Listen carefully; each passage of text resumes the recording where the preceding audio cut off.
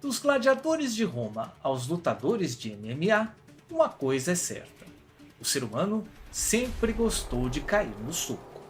Ao longo da história, esse fascínio pelo combate trouxe consequências desastrosas para a humanidade, que encontrou na violência uma forma brutal de resolver conflitos e de criá-los também. Sorte nossa que, graças ao videogame, ninguém precisa se machucar para sair na porrada. A era da eletrônica trouxe a oportunidade de duelar usando apenas os dedos e a inteligência, produzindo poderosas descargas de adrenalina de forma segura. Hoje, vamos conhecer a origem dos jogos de luta, um gênero inspirado em filmes de ação e que se popularizou entre jogadores de todas as idades. Lançado em 1976, Heavyweight Champ é considerado o primeiro jogo de luta da história. Infelizmente, por ser tão antigo, não existem muitas imagens dele por aí. O arcade da Sega trazia luvas de boxe que permitiam alternar entre socos altos e baixos, e os gráficos eram somente em preto e branco. A Sega resolveu fazer um remake dele em 1987, mostrando quanto a tecnologia evoluiu em pouco mais de uma década. Melhorou um bocado, não? Em 1979, entra em cena Warrior, um jogo vetorial que simula um duelo de espadas. O processador da máquina era tão fraquinho que só conseguia renderizar vetores. Todo o resto do cenário era, na verdade, uma película colada na tela do arcade. Na década de 70, não dava mesmo para esperar muita coisa. Perto destes dois jogos, Boxing do Atari 2600 parece até bonito. Embora os lutadores se assemelhem a dois caranguejos, as cores aparecem pela primeira vez e fazem toda a diferença. Acessível e viciante, o jogo de 1980 é um clássico que merece ser experimentado, tanto pelo seu valor histórico como pela diversão que proporciona. Boxing foi tão bem sucedido no Atari que acabou estimulando outros jogos de esporte. Champion Boxing, da Sega, traz boxeadores com expressões faciais, algo notável para um lançamento de 1984. No mesmo ano, a Nintendo ataca com a versão arcade de Punch-Out, estreando uma perspectiva inédita. A câmera é colocada atrás do jogador, dando a impressão de uma visão em primeira pessoa no ringue. A consagração do gênero, no entanto, só viria com Karate Champ. Com animações que beiram a perfeição, o arcade de 1985 permite ao jogador executar nada menos do que 24 movimentos diferentes.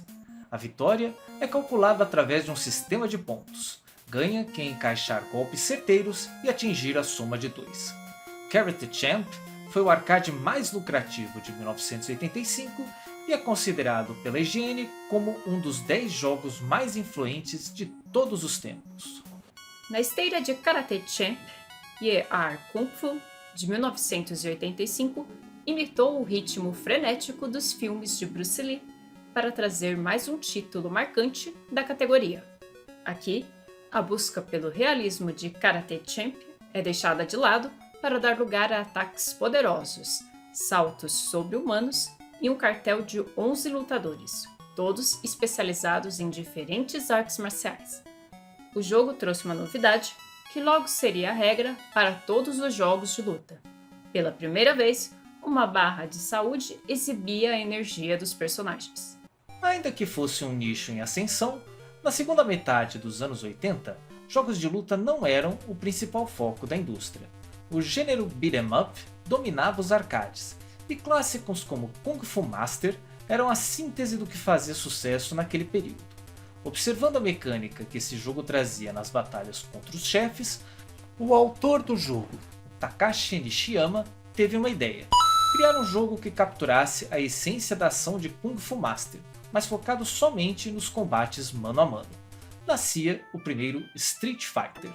Parte do apelo do jogo consistia no uso de movimentos especiais que só podiam ser descobertos experimentando os controles. Para isso, o joystick seria especialmente preparado para reagir à intensidade com que o jogador pressionasse cada botão. Tocar levemente o botão equivalia a um ataque rápido. Apertões vigorosos, por sua vez, resultavam em golpes contundentes. A recepção dos jogadores foi positiva, com elogios aos personagens grandes e os cenários bem trabalhados, mas os comandos sensíveis não caíram no gosto do público. Para piorar, muitas máquinas começaram a ter seus botões destruídos depois de horas de jogatina ininterrupta. Prontamente, a Capcom substituiu os comandos originais por um joystick de 6 botões que seria largamente adotado pela indústria. Street Fighter também introduziu outros elementos básicos do gênero, incluindo a técnica de bloqueio, bem como a capacidade de um desafiante entrar e iniciar uma partida contra um jogador a qualquer momento. O título ajudou a estabelecer os fundamentos para o próximo sucesso da empresa, que seria um divisor de águas. Nada mais seria como antes para os jogos de luta. Lançado em 1991, Street Fighter 2 instantaneamente se transformou em um fenômeno. A equipe de Yoshiki Okamoto conseguiu desenvolver comandos de alta precisão, possibilitando que golpes especiais fossem executados com exatidão. Na primeira versão, isso exigia um pouco de sorte. O poder da nova placa CPS-1 da Capcom permitiu exibir personagens e fases altamente detalhadas. O sucesso de Street Fighter 2 surpreendeu a indústria de jogos, obrigando os proprietários de fliperamas a comprarem mais máquinas para atender a demanda. Street Fighter 2 também foi responsável por popularizar a mecânica do combo, que surgiu quando os jogadores habilidosos descobriram que podiam combinar vários ataques, que quando cronometrados corretamente, não davam chances para o oponente se defender. Street Fighter 2 tornou-se referência para todos os títulos que vieram depois. O triunfo de Street Fighter 2 fez com que jogos de luta se tornassem dominantes no início dos anos 90, o que também levou a um renascimento dos arcades. Pouco depois de Street Fighter 2, a SNK trouxe Fatal Fury. Desenvolvido pelo criador original de Street Fighter, Takashi Nishiyama, o jogo foi concebido como seu sucessor espiritual. Fatal Fury colocou mais ênfase na narrativa e na precisão dos movimentos especiais, além de adicionar um sistema de 2 planos, onde os personagens poderiam alternar entre a frente e o fundo do cenário, uma marca registrada da franquia. Outros títulos de combate entre lutadores tiveram sucesso comercial nesse período, incluindo Art of Fighting e Samurai Showdown, ambos da SNK, bem como Eternal Champions, da Sega. No entanto, o reinado de Street Fighter 2 permanecia intocável, que ganhou uma edição especial intitulada Champion Edition, melhorando o equilíbrio do jogo e permitindo aos jogadores escolher personagens que não eram selecionáveis na versão anterior. O único jogo que de fato conseguiu fazer frente ao enorme êxito de Street Fighter 2 foi Mortal Kombat. Lançado em 1992, o produto da Midway apresentava personagens criados a partir de atores reais e um sistema de fatalities com os quais o personagem do jogador aniquilava seu oponente de maneira extremamente gráfica e visceral. O jogo ganhou reputação por sua violência gratuita, provocando uma extensa discussão sobre o impacto desta violência entre crianças e adolescentes. Tamanha foi a controvérsia que até o Congresso americano colocou o tema em pauta, e esse foi um dos fatores determinantes para a lei que estabeleceu uma classificação etária para os jogos. Pela primeira vez, as brigas extrapolaram os pixels e repercutiram por toda a sociedade. Faltava agora extrapolar os limites impostos pelo 2D. Virtua Fighter da Sega foi o primeiro jogo de luta a renderizar polígonos 3D e fazer uso de uma câmera que se movimentava junto com a ação. Apesar dos gráficos, os jogadores ainda estavam limitados a movimentos 2D, iguaizinhos a outros jogos do tipo.